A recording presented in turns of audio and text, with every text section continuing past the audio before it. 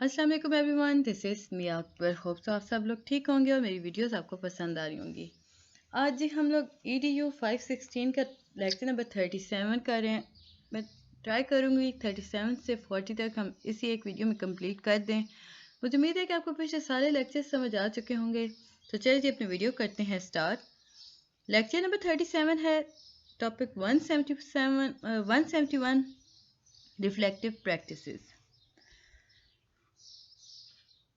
अब हम यहाँ पे ना स्टार्ट में बताते हैं कि बहुत दफ़ा ऐसा होता है कि हम लोग जब ट्रैवल कर रहे होते हैं एक जगह से दूसरी जगह, तो हम वहाँ अपनी जर्नी के अंदर जो जो आपके साथ वाक़यात पेश आ रहे होते हैं, आप दूसरों को उनके बारे में बता रहे होते हैं।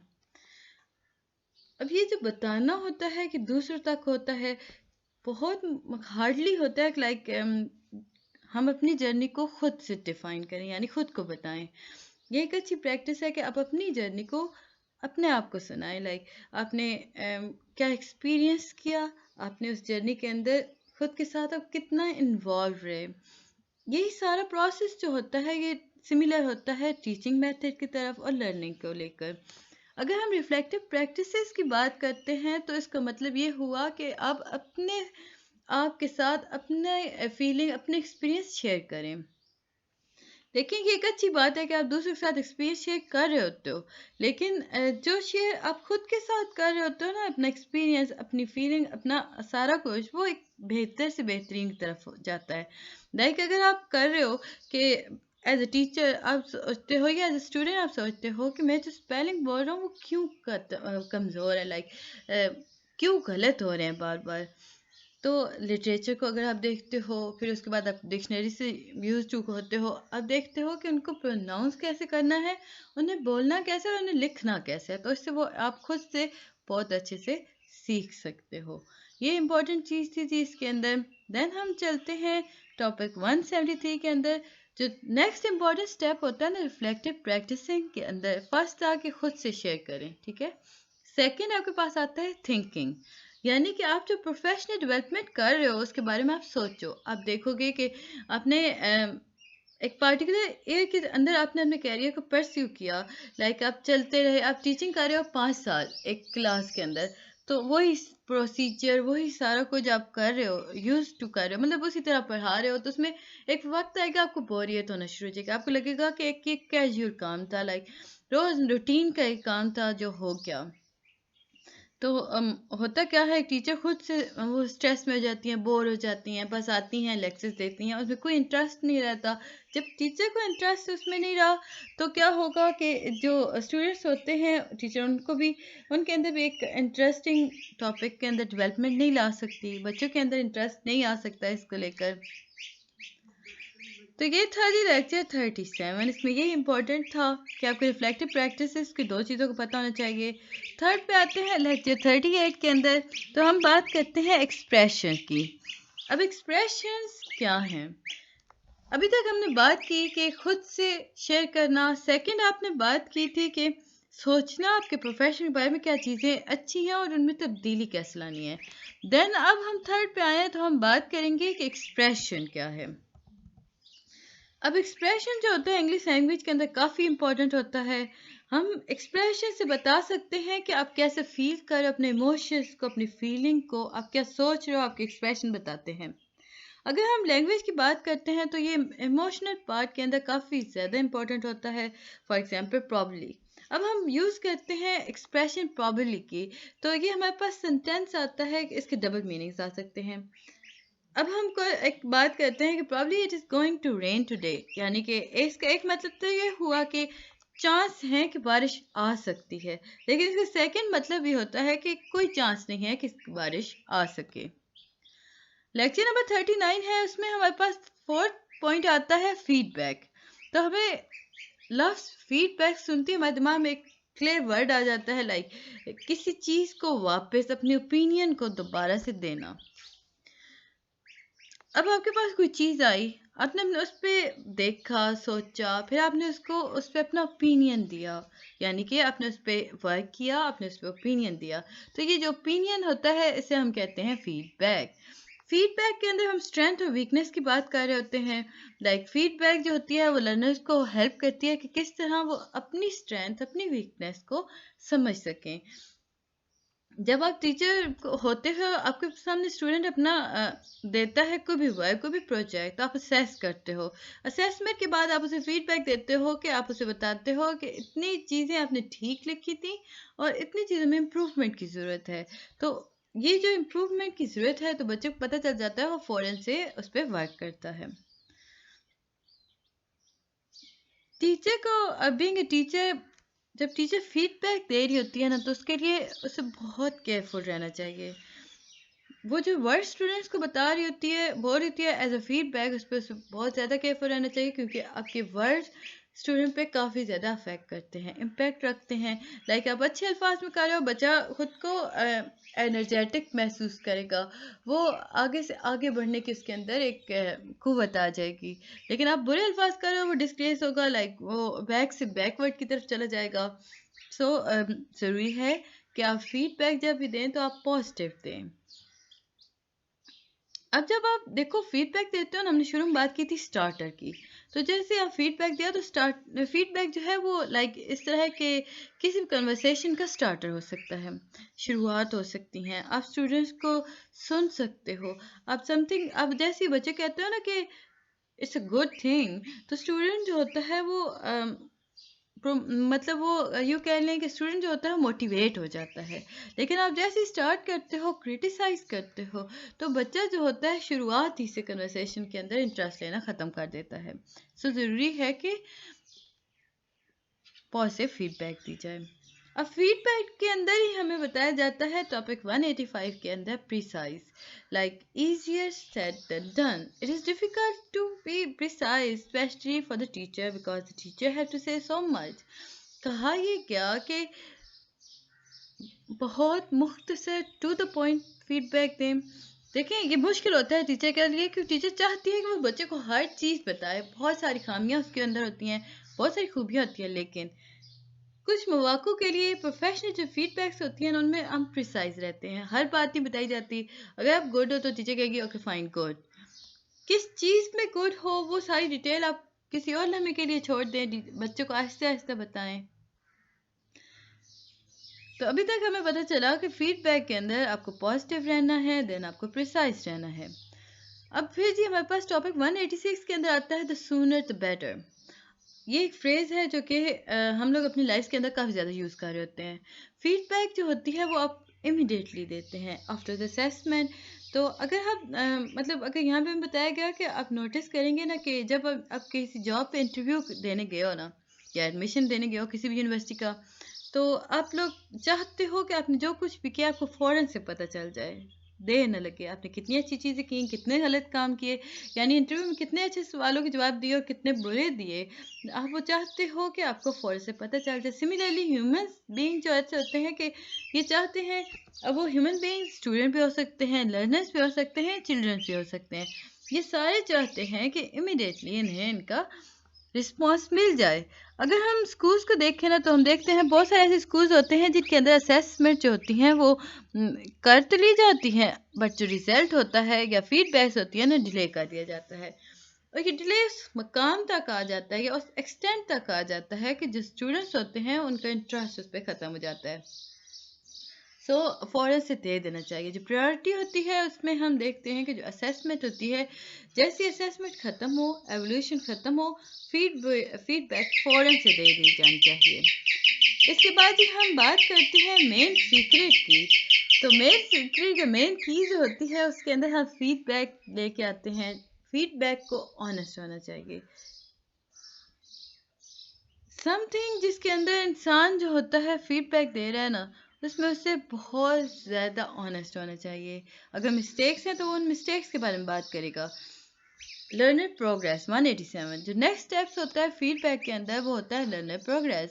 अब जब टीचर फीडबैक दे देती है तो वो देखती है स्टूडेंट ने आया फीडबैक को लेकर इम्प्रूवमेंट शो की है या नहीं कुछ क्लूज दिए हैं कि नहीं लाइक इम्प्रूव किया है इसके वीक एरियाज को या नहीं। Next thing address learner advancement की होती है कि वो कोर्स के अंदर मूव करता है। इसके बाद ही हम फीडबैक के अंदर देखते हैं तो हमें बताया गया कि जो फीडबैक होती है वो एक तरह से नहीं दी जाती, उसमें दो तरीके होते हैं। फर्स्ट जो होता है आप डायलॉग के थ्रू दे सकते हो। अब डायलॉग जो होता है टीचर को अच्छे से पता होता है कि वो नेसेसरी है, रिक्वायर्ड है या नहीं, लेवल ऑफ स्टूडेंट्स को लेकर चल रहा होता है। इसके बाद ही हम बात करते हैं क्लास के अंदर कि हर टाइप के स्टूडेंट्स होते हैं। कुछ स्टूडेंट्स होते हैं जो कि रफ कंडीशंस के अंदर सर्वाइव कर सकते हैं। हम ये नहीं कह सकते कि 100% वो स्टूडेंट्स होते हैं जो कि ब्रोकन फैमिली से आ रहे होते हैं, वो अफेक्टेड होते हैं।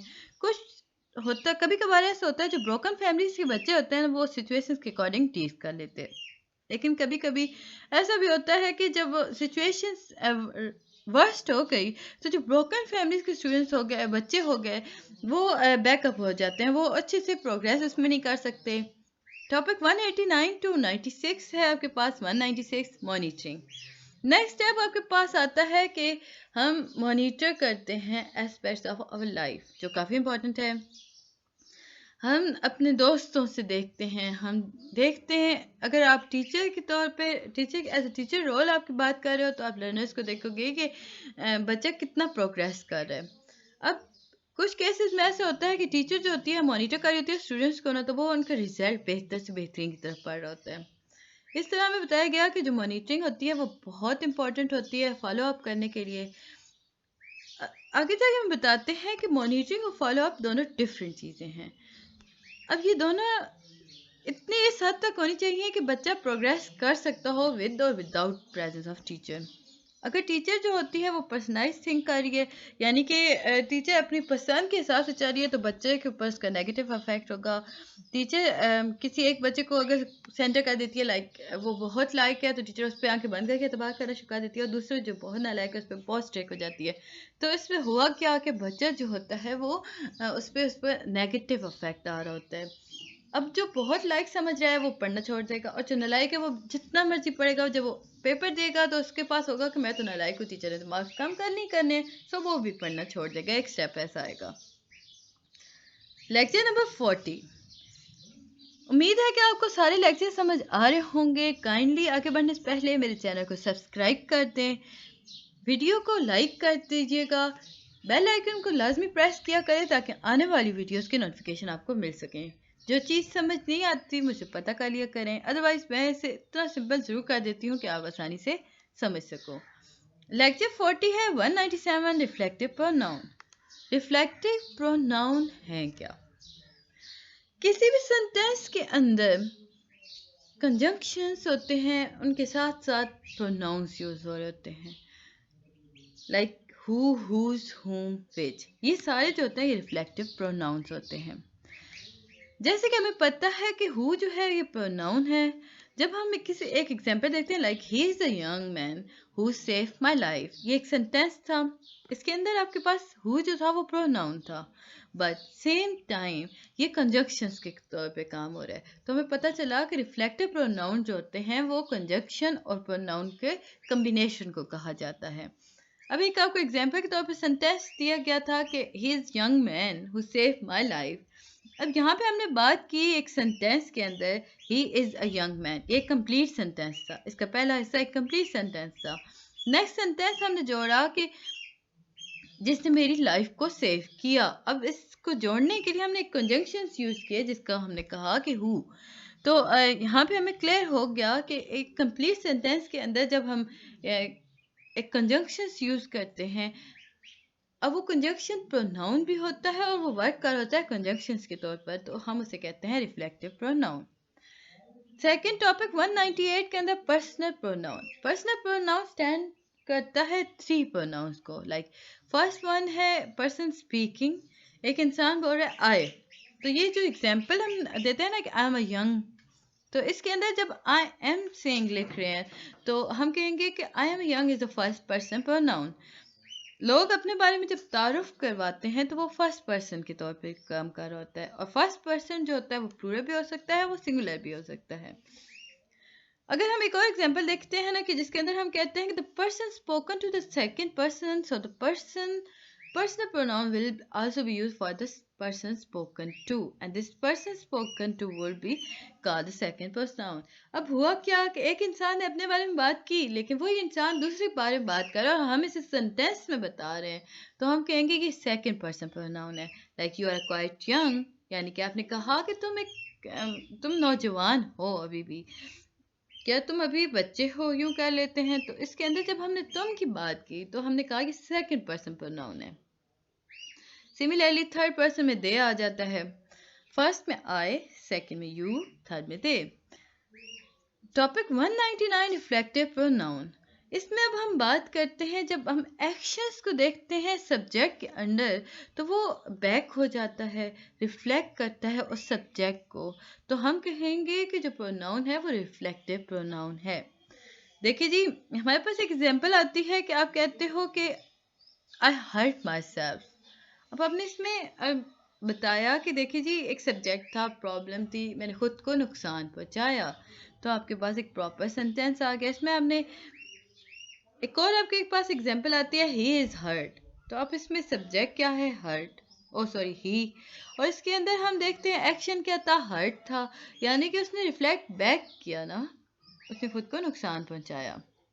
इसके बाद जी हमारे पास आता है एम्फैथेटिक प्रोनाउन. मीनिंग से क्लियर हो, नाम से क्लियर हो गया. लाइक हम इसमें यूज कर रहे हैं जो डेफिनेशंस के अंदर हो रही होती है. लाइक वेरी सिंपल बात की जा रही है, हम इसमें एम्फेसाइज कर रहे हैं. समटाइम जो पर्सनल प्रोनाउंस होते हैं उनके अंदर हम एम्फेसाइज करते हैं सेंटेंस को लेकर. पर्सनल प्रोनाउन जो होता है वो उसके अंदर रिफ्लेक्टिव प्रोनाउन यूज हो रहे होते हैं ताकि हम किसी भी एक्शन को एम्फेसाइज कर सकें. I myself saw him to do it, यानी कि इसमें हमने आई की बात की, खुद के पर एम्फेसाइज किया. लाइक माई सेल्फ, क्या किया इसने कि उसने बताया कि मैंने खुद अपनी आंखों से देखा उसे ये सारा काम करते हुए.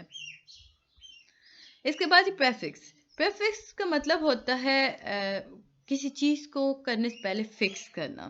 प्री का मतलब होता है बिफोर, और फिक्स का मतलब होता है कि हम उसे फिक्स करते हैं किसी भी वर्ड को शुरू करने से पहले.